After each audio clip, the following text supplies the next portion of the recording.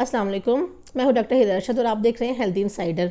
इस वीडियो में हम देखेंगे, पिछली वीडियो में व्यूअर्स मैंने आपको बताया था कि पेप्टिक अल्सर की दवाइयां क्यों ज़रूरी लेना क्यों ज़रूरी हैं और इनको किस किस तरह से लेना चाहिए और इसका डायग्नोसिस किस तरह से किया जाता है, यानी मैदे के अल्सर का, और ये क्यों इतना कॉमन है।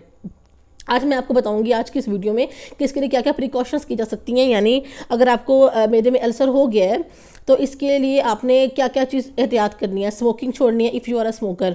आपको जंक फूड छोड़नी पड़ेगी, बाहर के खाने, बर्गर, शवारमे वगैरह, पिज़्ज़ा शीज़ा छोड़ना पड़ेगा। दूसरा ये कि कैफ़ीन जितनी भी चीज़ों में है, टी, कॉफ़ी, चॉकलेट, यानी कि चाय, कॉफ़ी, चॉकलेट में कैफ़ीन होती है, कैफ़ीन के सारे सोर्सेज को छोड़ना, स्किप करना पड़ेगा। दूसरा ये कि अल्कोहल एडिक्ट्स को अल्कोहल छोड़नी पड़ेगी और ये उसका प्रॉपर इलाज करना पड़ेगा। इलाज के लिए कन्विंस कैसे करना है मरीज़ को। दूसरा ये कि ट्रीटमेंट यानी इसकी क्या है।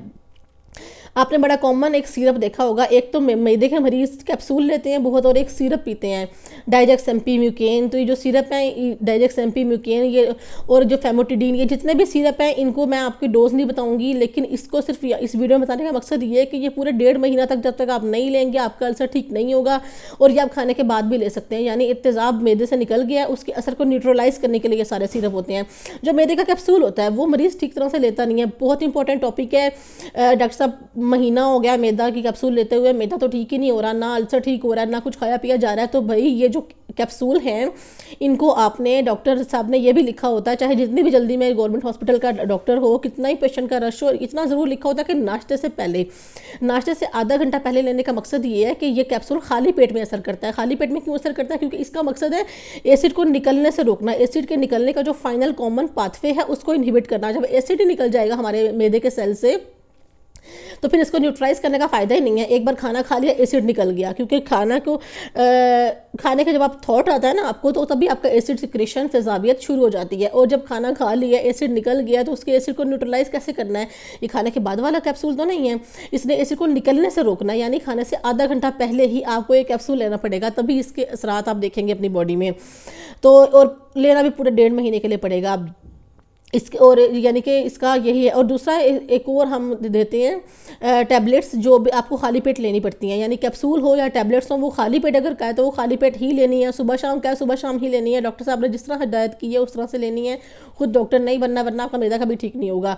और एंटीबायोटिक्स का मैंने आपको बताया था कि जो ट्रिपल थेरेपी, क्वाड्रपल थेरेपी, यानी कि 2 to 3 एंटीबायोटिक्स के साथ एक कैप्सूल लेना पड़ता है, तभी आपका जो बैक्टीरिया है एच पाइलोराई, जिसकी जो 90% ऑफ द केसेस की वजह है आपके अल्सर की, तो वो भी साथ आपको लेना पड़ेगा और पूरे 14 दिन के लिए आपको लेना पड़ेगा। लेकिन अगर आप बहुत अरसे से इसकी वजूहत, अगर आपकी क्रोनिक ब्रूफिन यूज़ है या फिर आप जो टैबलेट्स ले रहे हैं जोड़ों के दर्द की, उसकी वजह से अगर आपको मैदे का अल्सर हो गया तो आपको या तो वो दवाइयाँ कुछ अरसे के लिए छोड़नी पड़ेंगी, या फिर अगर वो आप नहीं छोड़ सकते तो आपको ये कैप्सूल साथ कंटिन्यू करना पड़ेगा। और कैप्सूल उसी तरीके से लेना पड़ेगा जिस तरह से मैंने आपको बताया, यानी कि 2 वीक्स के लिए आपको एंटीबायोटिक्स का कोर्स साथ कैप्सूल लेना पड़ेगा। और अगर आपने ये भी कोर्स कर लिया फिर भी ठीक नहीं हो रहा तो, और आप ये दवाइयाँ, पेन किलर्स भी नहीं छोड़ सकते जिसकी वजह से आपको अल्सर हो गया, तो वो भी कंटिन्यू रखनी है। और ये आपको जो मैदे का कैप्सूल है ये भी कंटिन्यू रखना पड़ेगा, क्योंकि ये आप फिर छोड़ नहीं सकते हैं। अच्छा, अगर आप ये आपको ये कैप्सूल, यानी कि पेन किलर्स की वजह से नहीं अल्सर हो रहा है और ठीक भी नहीं हो रहा है, तो आपने क्यों फिर ये दवाइयाँ लेनी है? इसकी ये किन किन पेशेंट्स को लेनी चाहिए? अगर आपको मैदे में तेजाबियत है, जलन है, आपकी फैमिली में खुदा न खास्ता स्टमक कैंसर की हिस्ट्री है, यानी और अगर आपको खुद को भी पुरानी पहले की ज़िंदगी में कैंसर हो चुका है, आपकी सर्जरी हो चुकी है, या आपके घर में किसी को सर्जरी हो गई है, कैंसर हो गया था मैदे का, तो आप एक हाई रिस्क पेशेंट हैं और आपको ये इरेडिकेशन एच पाइलोराई की बैक्टीरिया की ख़त्म करने वाली 2 वीक्स का कोर्स करना पड़ेगा।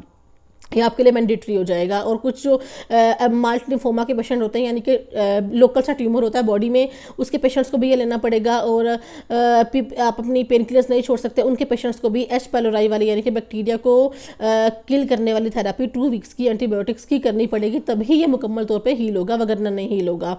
और 3 मंथ्स के बाद अगर आपको बायोप्सी, एंडोस्कोप, अगर 3 मंथ्स की थेरेपी के बाद भी आपका स्टमक का अल्सर ठीक नहीं हो रहा है ना, यानी कि ट्रीटमेंट आप कर रहे हैं, दवाइयाँ ले रहे हैं, ठीक नहीं हो रहा है, तो आपको एंडोस्कोपी करवानी पड़ेगी, कैमरे वाला टेस्ट जो होता है आपका।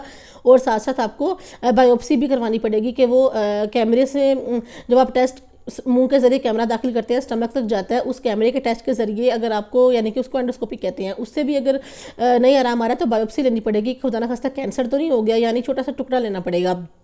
ये देखने के लिए। बार बार क्यों हो जाता है, बार बार इसलिए हो जाता है क्योंकि ये पेशेंट अपनी दवाइयाँ टाइम पे नहीं लेते हैं, मुकम्मल ड्यूरेशन के लिए नहीं लेते हैं, एंटीबायोटिक्स बीच में स्किप करते रहते हैं, तो इसलिए जो है वो हो जाता है। और इसकी कॉम्प्लिकेशंस क्या हो सकती हैं भाई, इसकी कॉम्प्लिकेशंस क्या हो सकती हैं? अल्सर हो गया, अल्सर अगर आहिस्ता आहिस्ता आहिस्ता आहिस्ता आपका वो पूरा जो ज़ख़म है वो खुदा न खासा मैदे में सुराख करवा सकता है, ब्लीडिंग करवा सकता है, खून की उल्टियाँ आ सकती हैं, खाने के कुछ खाया पिया नहीं जाएगा, और ऑब्स्ट्रक्शन हो सकती है खुराक की नाली में, यानी कि जो आपका उसको क्या रकावट बन जाना, यानी कि खाना आगे ही नहीं जा रहा, और वो अल्सर ने इतना काम ख़राब कर दिया है कि ब्लीडिंग भी शुरू हो गई है और कुछ खाया पिया भी नहीं जा रहा, ऑब्स्ट्रक्शन हो गई है, उल्टियाँ शुरू हो गई हैं और वेट लॉस, खून की कमी, और खुदा न खास्ता खुराक की नाली में सुराख भी हो सकता है, और पेट फूल जाना, पेट में पानी पड़ जाना। तो ये इसकी बड़ी बड़ी एक्सट्रीम केसेस में आपको सर्जरी करानी पड़ती है, और सर्जरी की भी बड़ी एहतियात होती हैं।